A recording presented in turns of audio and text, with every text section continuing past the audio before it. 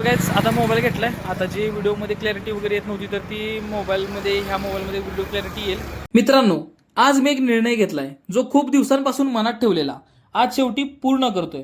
मी सुरुवात केली होती एका साध्या मोबाईलपासून.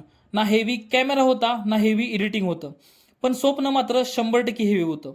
दररोज व्हिडिओ काढायचो, एडिटिंग करायचो, अपलोड देखील करायचो, पण एक गोष्ट नेहमी खटकायची, ती म्हणजे माझ्या व्हिडिओची क्वालिटी. कंटेंट मनापासून असायचा पण व्हिडिओची क्लॅरिटी तितकी स्ट्रॉंग नव्हती. मित्र म्हणायचे कंटेंट भारी आहे पण क्वालिटी थोडी इम्प्रूव्ह कर.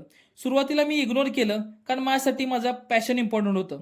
पण हळूहळू कळालं की आजच्या दुनियेत प्रेझेंटेशन देखील तितकंच इम्पॉर्टंट आहे. मित्र म्हणायचे आयफोन घे, डिफरन्स दिसेल. पण मी स्वतःसोबत एक प्रॉमिस केलं होतं, 100 व्हिडिओ टाकल्याशिवाय मी मोबाईल अपग्रेड करणार नाही. कारण मला शॉर्टकट नको होता, मला माझी प्रोसेस फॉलो करायची होती. कधी 100 व्ह्यूज यायचे व्हिडिओला तर कधी 1000 व्ह्यूज यायचे. कधी लोक 100% ॲप्रिशिएट करायची तर कधी काहीच नाही. पण मी थांबलो नाही, कारण मला माहीत होतं consistency is the key to success. Consistency हाच खरा गेम आहे. आज तो दिवस आला आहे. माझे व्हिडिओ 100पेक्षा जास्त अपलोड झाले आहेत आणि आज मी आयफोन घेतोय. हा माझ्या डेडिकेशनचा निकाल आहे. हा आयफोन त्या प्रत्येक दिवशीचं उत्तर आहे ज्या दिवशी मला मोटिवेशन नव्हतं. हे त्या रात्रीचे बक्षीस आहे ज्या दिवशी एडिटिंग करत बसलो होतो.